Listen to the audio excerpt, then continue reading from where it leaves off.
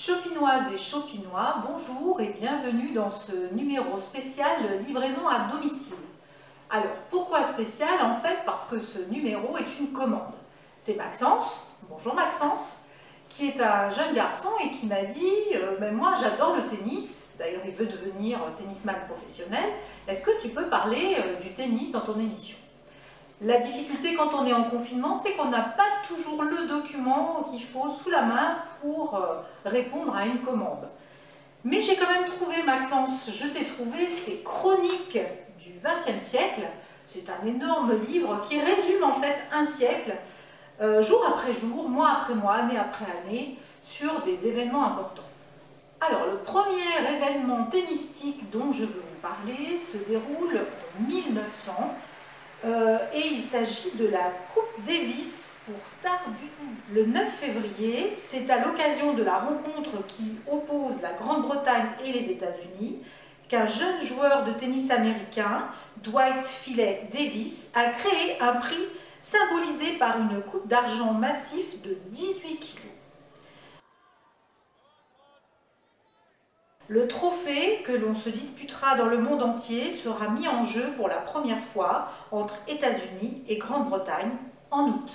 Le deuxième événement qui a marqué le tennis français et plus particulièrement le tennis féminin français, c'est en juillet 1920. Suzanne Lenglen est reine de Wimbledon. Alors, ça se passe le 4 juillet. À 21 ans, l'étoile du tennis français, mademoiselle Suzanne Lenglen, vient de gagner pour la deuxième fois le titre de championne d'Angleterre sur le court de Wimbledon. La jeune Française a triomphé en finale, comme l'année dernière, de sa grande rivale britannique, mademoiselle Lambert Chambers, qui fut balayée en 2-7, 6-3, 6-0.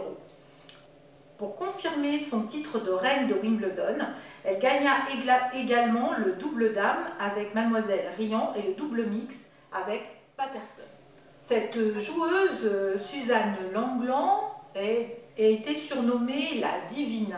C'était une star du tennis féminin et je voulais vous montrer un petit peu sa tenue de l'époque. Voici. Bon, c'est pas toujours facile, je pense, de jouer au tennis avec cette tenue-là, et pourtant, elle a fait scandale à son époque puisqu'on voyait ses chevilles. D'ailleurs, au cours de l'histoire du tennis féminin, il y a eu de nombreuses polémiques sexistes. L'apparition, par exemple, en 1936 des jupes culottes. Pour finir sur cette polémique de Serena Williams en 2018 qui portait cette combinaison. Elle a été accusée de porter cette combinaison qui était trop ajustée et bien sûr, on ne pouvait pas passer à côté de l'année 1983. Il s'agit de la victoire de Yannick Noah à Roland-Garros. Yannick Noah devient le nouveau roi de Roland-Garros, tel est le titre de l'article. 5 juin, il était une fois un jeune garçon nommé Yannick Noah. Son père, camerounais, était un ancien et très bon footballeur professionnel de Sedan, ville où il avait rencontré sa mère. Le petit Noah, reparti à Yaoundé, s'était pris de passion pour le tennis. Un jour, le célèbre joueur de tennis noir américain Arthur Ashe, le voyant à l'œuvre, lui offrit une belle raquette et l'invita aux États-Unis parce qu'il avait décelé en lui les qualités d'un grand joueur et d'un possible vainqueur international. Aujourd'hui, on peut dire qu'Arthur Ashe avait vu juste. En effet, Yannick Noah vient d'entrer dans l'histoire en remportant les internationaux de France. C'est la première fois depuis 1946, victoire de Marcel Bernard, qu'un Français gagne cette compétition à Roland-Garros. Pour arriver à ce triomphe, Yannick Noah a dû éliminer successivement le Suédois Jarid, le Paraguayen Becci, l'Américain Dupré, l'Australien Alexander, le Tchécoslovaque Lendl et le Français Roger Vasselin. En finale, le Suédois Mats Wilander, tenant du titre par 6-2, 7-5, 7-6. C'est au terme d'un tie-break dramatique que Noah arracha la victoire.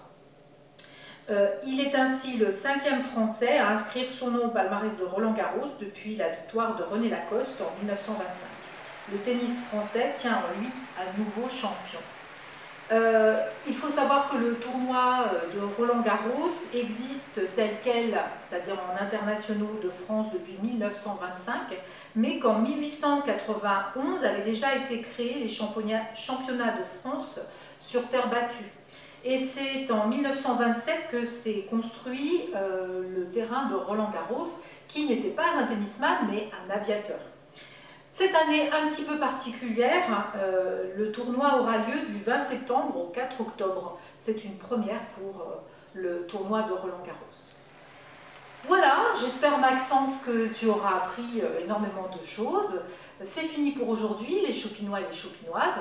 Donc, restez chez vous, mais libérez votre esprit. À bientôt!